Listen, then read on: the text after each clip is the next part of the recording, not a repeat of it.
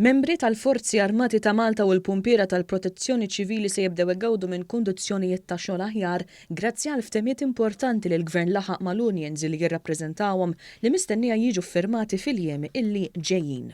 Dan ħabbru l-Ministru għall-Intern, Sigurtà Nazzjonali u Infurzar tal-Liġi Byron Camilleri waqt l-estimi finanzjarji għal budget tas-sena d-dieħla fil-Parlament. Kważi 2000 familja se jintlaqtu minn dan il-ftehim. Illi ħaddieħor żammhom staġnati għal numru kbar ta' snin.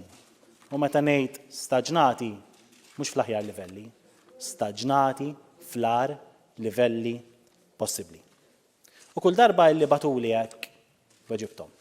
U weġibthom u għedtilhom li dan il-Gvern ma kienx se jinsihom. Fi żmien li ġej mistenni jintlaħaq ukoll ftehim mal-Aġenzija tas-Servizzi Korrettivi. Il-Ministru Camilleri spjega kif dan il-budget żied l-investiment fil-forzi tal-ordni b'sitt darbiet aktar minn dak li kien fl-2012 biex isaħħaħ ir-riżorsi tagħhom u jassigura li l-ħaddiema jkunu jistgħu jaffaċċjaw l-isfidi li jġib miegħu dan il-qasam.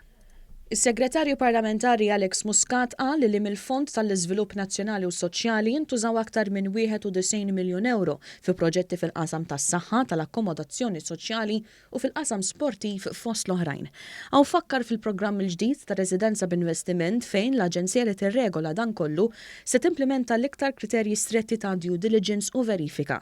Fl-istess ħin, regolatur indipendenti se jkompli skrutinizza l-proċess ta' applikazzjoni eżegwit mill-Aġenzija u d-deċiżjoni kollha illi jirriżultaw. F'termini ta' numri sa mill-bidu ta' tnedija tal-Aġenzija daħlu 2500 applikazzjoni li minnhom ġew proċessati 72%. Madwar 14% tal-applikazzjonijiet sottomessi jinsabu imwaqfa għaliex l-Aġenzija talbet aktar kjarifiċi lill-aġenti wara li beda l-proċess ta' due diligence fuqhom. U għall-istess raġuni kienu anka irtirati 3% fil-waqt li 10% ġew irrifjutat. Id-Deputat Laburista Manuel Mallija min-naħa tiegħu fakkar kif il-Korp tal-Pulizija baqa' jagħti sem kruċjali ħafna anki tul il-pandemija. Għandna gvern illi huwa dispost illi jgħin lil dan il-Korp tal-Pulizija bil-faċilitajiet kollha li għandu bżonn, għaliex inutili tajt isma' jiena rrid nagħmel trasformazzjoni. Il-trasformazzjoni għandha diversi forom.